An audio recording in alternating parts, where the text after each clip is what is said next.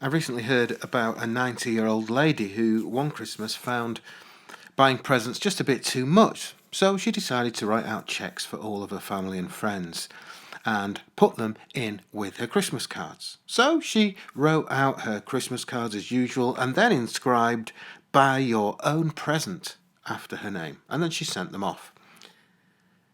But after the Christmas festivities were over, she was tidying up her desk, and shocked she was to find all the cheques there in a pile.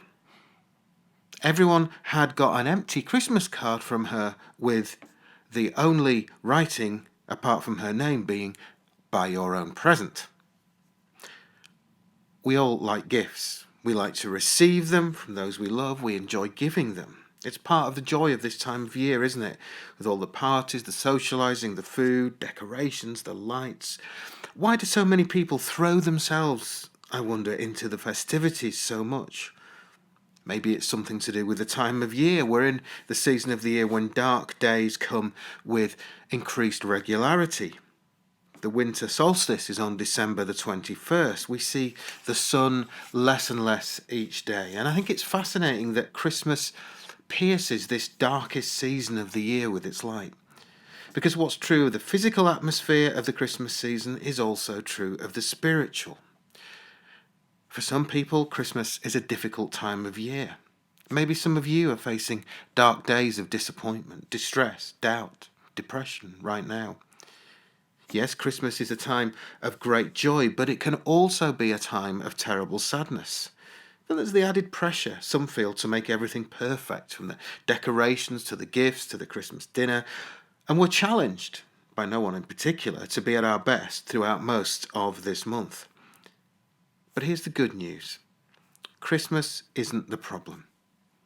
Christmas is actually God's solution to darkness and pressure and disappointment. Christmas brings good news for anyone struggling with dark days during this season. Because the truth is, God just doesn't want to pat us on the back and say, "Cheer up." No, God can use our dark days to help us learn new attitudes, new choices, new thoughts, new approaches. He doesn't just want us to keep going. He wants to change our life for the better, here and now. He doesn't just want to chase away the darkness this Christmas. He wants to turn on the lights. And when the light of God shines on our lives, it can change everything. It takes us out of that pit of despair, fills us with God's light. And then, through his light in us, God can shine his light on others. My honest experience is that God never wastes a hurt. He can take our pain and, in time, transform it to help others. But before that can happen, we've got to let his light shine on us. St. Paul writes in Ephesians 5, "For this light within you produces only what is good and right and true." When we allow Jesus to fill us with his Spirit, he'll bring out the best in us, even at those times when we're at our worst. But he won't force himself on us, because real love never works by force. God has come to us, he offers himself to us as a gift, but we have to be willing to receive that gift. If you've never done that, or you feel like you've lost touch with God a bit of late, it's never a bad time to reach out to him. For the first, for the 1,000th time, he's right there, arms wide open. Look, you may feel overwhelmed this Christmas. You may be going through some really tough days, whether it's disappointment, distress, depression. You are not alone. The good news about Christmas is that there is a light in the world that can drive away the darkness. A light that can drive away your darkness.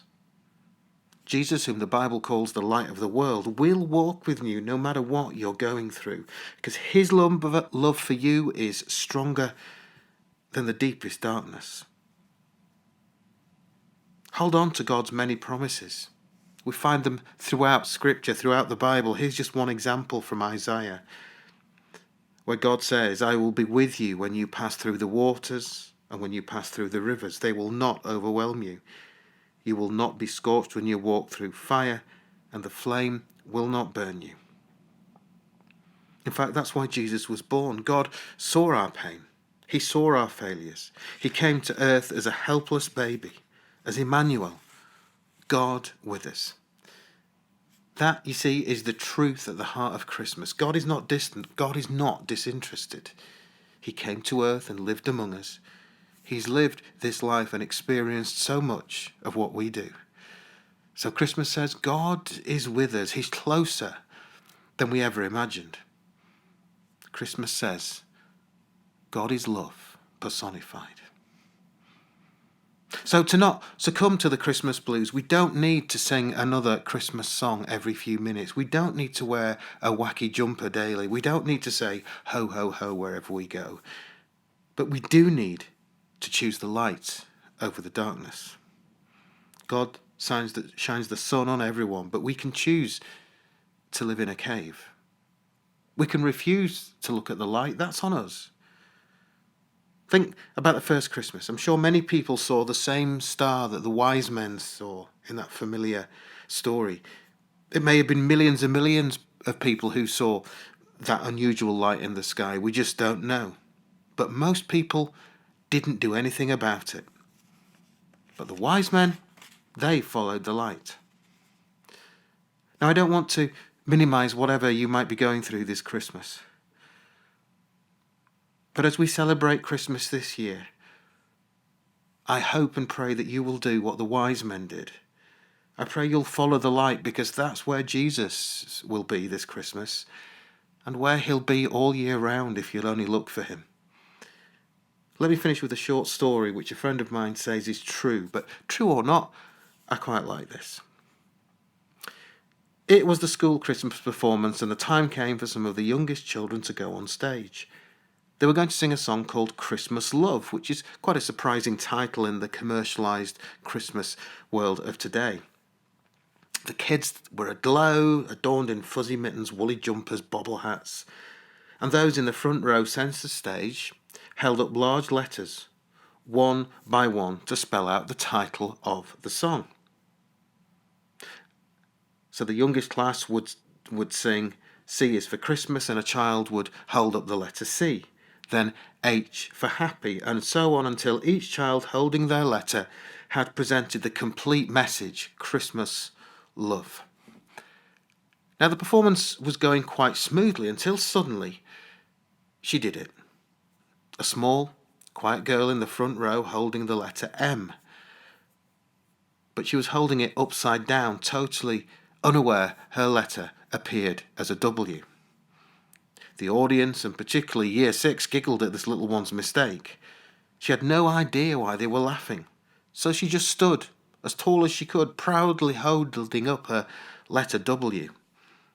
Although the teachers tried to shush the children, the laughter continued until the last letter was raised, and they all saw it together. A hush came over the audience, and eyes began to widen. In that instant, all understood the reason they were there, why they celebrated Christmas in the first place, why, even in the chaos, there was purpose in all this. For when the last letter was held high, the message read loud and clear. Not Christmas Love, but with the M changed for the W, Christ was love. Christ was love. And you know what? He still is. Ultimately, that is the meaning of Christmas.